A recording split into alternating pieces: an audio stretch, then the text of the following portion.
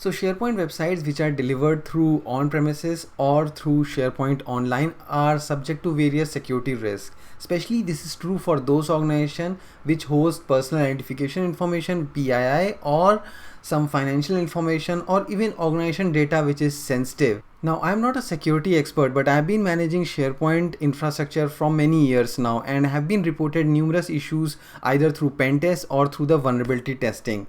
Now SharePoint is a huge system and it has lots of bolts that you need to tight here and there. And if you are managing the on-premises, then the landscape gets even bigger.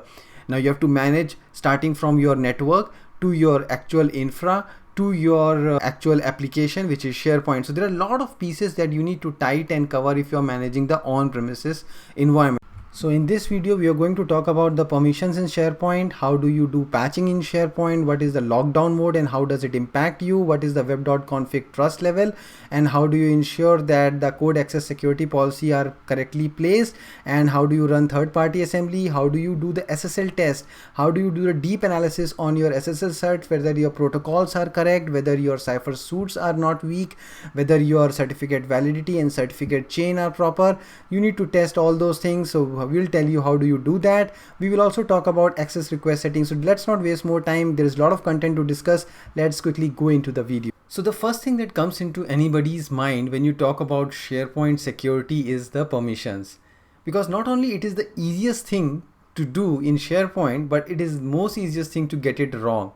So once you create the site collection, the first thing that gets created is the permission level, and these are something which are provided by SharePoint out of the box. There are some out of the box permission levels like read, contribute, edit. All these are out of the box permission levels, and each permission level has some set of things that you can do with that permission level once it is assigned. So you need to ensure that these permission levels that are defined by Microsoft or SharePoint out of the box are exactly what you require. You can trim it down even further if you don't need that amount of permission. So you need to ensure that the permission levels that are provided are correct and are as per your requirements. So let me go and show you what are these permission levels and how do you assess them. So this is my SharePoint site, and in this I will show you how do you set up the permission level. Go to gear icon, site settings, site permissions. You will see this thing called permission level. And once you click over there, there are predefined set of permission levels that are created. So they are read, contribute, edit, design, and any permission level that you click, for example, will have some set of things that you can do with that permission level. For example, if this is read, what you can do from read. So with read, you can do a view item, you can open an item, you can view a version, you can create an alert, you can view application pages. So there are a lot of different things that you can do. That you need to ensure that these permission levels are trimmed down to the max what you really want the other users to access on your website. Maybe your site is a public facing site. You shouldn't provide read permission to users when it's a public facing website, because on the home page you don't want them to have self-service site creation or even browse user information. Those are more for intranet related applications. So there is a trimmed down version of read that you can create. For example, it is called restricted read. So if you see, there is only 4 set of settings: view item, open item, view pages, and open. So that's a trimmed down version. You can create the trimmed down version for any kind of permission that has been provided out of the box. How do you create trimmed down version is go to the out of the box permission group. So if you want a trimmed down version of this read, just go to the bottom and click on the copy permission level. This will copy the permission and will create a new permission level. Just name the new permission level and remove something like view application pages, alerts, versions. So this is a trimmed down version of actual out of the box permission level that was provided. Now the second thing to do when you are working with permission is always start with the lowest level of permission that you can give. And that's the very important point, because I've seen people who have given contribute permission at the top level of the site. You don't need to do that. For example, you want them to access a document library, or if you want to want them to access a list, go to that list and break the permission over there and provide contribute or higher permissions at that list or the document library level. Don't give them higher permissions at the top level of the site collection or at the site. People tend to do that, and that's a wrong way of giving permissions, because in turn you are providing a lot of different avenues for them to move around. So restrict them at the beginning, and at the lower levels, when you are at the list level or the document library level, then you give them contribute or edit permission level at that point of view. So this slide is for those who manage SharePoint on-premises environment, and for them patching SharePoint is very important as patching your Windows or any other application that is installed on your server. I have seen SharePoint infrastructure where they have overlooked the security updates and their servers are not patched for months or even years just because they are scared that it might break their existing functionality. But this is a mandatory risk that you need to take, else you are putting your servers to a much higher risk. So Microsoft releases these public updates or cumulative updates every month, which contains the latest functionality, performance and stability improvements. So not only they contain security improvements or the security fixes based on the vulnerabilities that were found on the SharePoint product, but they contain the latest improvements on the SharePoint product as such. So the question that always comes to the administrator's mind is, how often do you need to update? Do you need to update as soon as the Microsoft releases the SharePoint update? Because if you install that SharePoint update, there is no rollback. So if you install an update and the update goes wrong on your server, then you need to fix it. There is no way you can roll back the cumulative update back to an earlier update.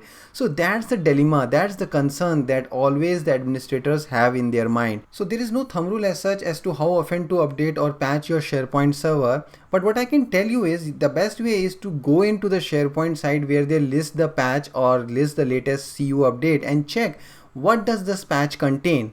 Does it have any SharePoint security updates which needs to be patched urgently, because of which there are some concerns, or if there are some improvements on the existing functionalities that SharePoint has to offer, and if you are using those functionalities, do you want that improvements to be applied to your site. So the website that helps in identifying when the patches are released is this Microsoft website. And I will provide the link in the description section below, and this contains the latest KB numbers over here. So once you click on a KB number, it will tell you what does that patch contain. So you need to go through that patch, and if it is like a security update, then I would recommend that you go ahead and patch your servers. Don't need to wait for it. But if it is more of a functionality and you are using or not even using those functionalities, then you can wait for some time. So that is my way of deciding when to patch your SharePoint servers. So lockdown mode is another feature which is present in SharePoint that all the administrators should know, that restricts the content which is available on public facing websites. This feature disables access to anonymous users and also the limited access users. Limited access users are basically those users who are not given permission on the top level site, but they are provided permission on a particular document library directly or to a list. So those are called limited access users in SharePoint terminology. So to those kind of users and to anonymous users, these kind of pages like application pages and item properties and list views, they are unable to access this these content. Now this feature is being there from SharePoint 2010, where it was named as view form page lockdown, and in 2013 as well, and from 2016 and 2019 onward they have been named it differently, which is called limited access user permission lockdown mode, and it's present also in the SharePoint online mode. Additionally, if this feature is enabled, then the limited access users will not be able to use the drag and drop feature present in the document library. Also, they will not be able to share the files. Also, they will not be able to open the Office document on the client. So there are some pros and cons in activating this feature. So the question comes into our mind is, should we enable this? I would recommend this feature to be enabled for any public facing website, because for the public facing website, you don't want to let them access your application pages or even check the item properties or list views. But for the intranet based systems, then I won't suggest to enable this feature, because then it will be very restrictive in the sense that it will not let the limited access users do all those functionalities that I have talked about, and most of the time you directly give them permissions to the list and document repository directly, and thus they become the limited access users. And if you enable this feature, they will have very limited control on the list and the document library. So every SharePoint website that you create on the on-premises environment will be having a web.config that will be deployed at the virtual directory level at your farm. Now this is how it looks on your farm. So if you go to the cprompt interpub www.root wss virtual directory and the port number where you have created the website, you will see that there is a web.config. In this web.config you have the trust level. So there is an entry called as a trust level which provides the code access security to the third-party code that is running on your particular web application. It specifies the trust level that you have against the code that you are running on your web application. And what I have seen in most of the web application, developers easily set this trust level to full without thinking about the implication. What it means is that you are trusting the code, the third-party code that you are executing, and letting it to run in any way on your farm. So if you go to the Microsoft website and check what does the trust level full means, it specifies that it gives unrestricted permissions and it allows all privilege operations that are supported. So definitely I would recommend to not use the full access on your trust level. You either keep it to the WSS minimal or WSS medium, which are provided just for the SharePoint, and you should try with WSS minimal. This will ensure that the code that is running, the third-party code that is executing on your web application, will have smallest set of permission or privileges to be run against your application or your web application. Now what happens is, because of this minimal set of permissions that WSS minimal provides, you may face some issues while running the third-party assemblies. So how you overcome with these issues? There are three ways you can do it. If you have the code access to those third-party assemblies, then you can add this feature, add this parameter called allow partial trusted caller attribute onto that code, so that you can make that code run inside your environment, so that you can specify that you trust that code. Or you can give your assembly full trust by installing it into the GAG, but you should be very careful while installing into the GAG, because this means that you are giving full trust to this particular assembly. You're not giving full trust to all the assemblies, but this particular assembly which you are installing into the GAG. So that is the one way, but this is also not an advisable way. The best way is to give full trust by putting your assembly into the bin and creating a custom policy file, so as to say that you trust this particular assembly which has been put into the bin. So you specify the trust level as WSS minimal, or if you want to specify as medium, you can specify as medium, and you need to specify the config file for this medium or the minimal. So you need to specify these trust level where this config files are present. So the policy file connected to these trust levels is stationed at 14th high, for example. This is for SharePoint 2010. So you will find these trust config files. So the same way you can go for 2016 or 2019. So SSL certificates are an important piece of security that you need to have for any public facing website, and that's a no-brainer. And we are not here to talk about that whether you should have SSL for your public facing website or not. You should definitely have SSL certificate for any public facing website. But the question is, does mere having HTTPS configured enough? What I suggest is you need to perform a deep analysis of the configuration of SSL that you have done on your website. And this will help you to identify informations related to protocol. So it will tell you like which are the protocol configured on your website. Maybe the protocol that is configured currently on website is an old protocol, so you need to upgrade your protocol to a newer version. So this information is very important, because then your website, if it is running on old protocol, it is vulnerable to many other attacks. So that is one thing. Then you need to ensure that the cipher suits of the protocols that are being used are not weak. They are a strong cipher suits that are there. So there are websites that will let you know what are the different attacks that are possible because of the protocols that are there. So if you see over here, this sslabs.com tells you like the different attacks that are possible because of your protocols that are there. So you can check out what are the different attacks that are present that can happen on your website.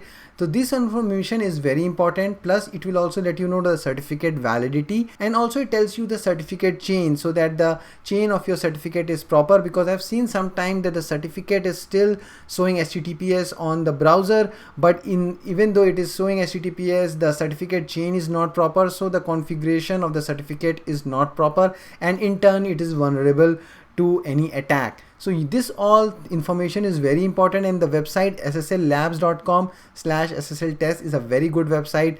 A big shout out of this website that helps you to identify all this information. So this is the website, and I did a test on hotmail.com, and it says an overall rating of B, and it tells you where the problem is. So it shows that the protocol support for this particular website is either lacking, or it is still having an existing old protocol available on their particular website. So if I go down below, let me show you what all information it tells. If it tells about the certificate path that I was telling, so this is a certificate chain that is there, so it is proper right now, and on various devices and all the devices it is running proper, plus the configuration of protocol. So right now it runs on TLS 1.2, as well it supports 1.1 and 1.0, which is marked as yellow. So these are old protocols and it is still supporting them, so that's why it is marking them yellow as a vulnerability. So ideally you should disable these protocols. Maybe Hotmail has enabled it for backward compatibility. Then these are the set of cipher suits that are right now applicable because of these protocols.